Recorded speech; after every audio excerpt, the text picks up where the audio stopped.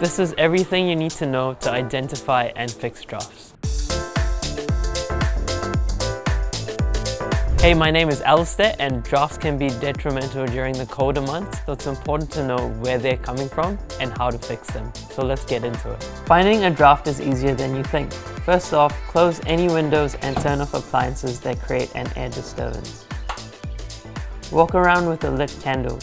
If the flame flickers or burns out, a draft is near.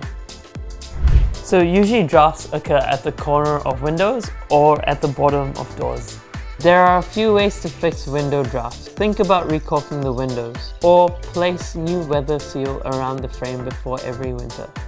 Another tip is to use UV silicone to close any gaps between your external weatherboard or window frames. A door draft can be fixed by installing a door sweep at the bottom of your doors around your home.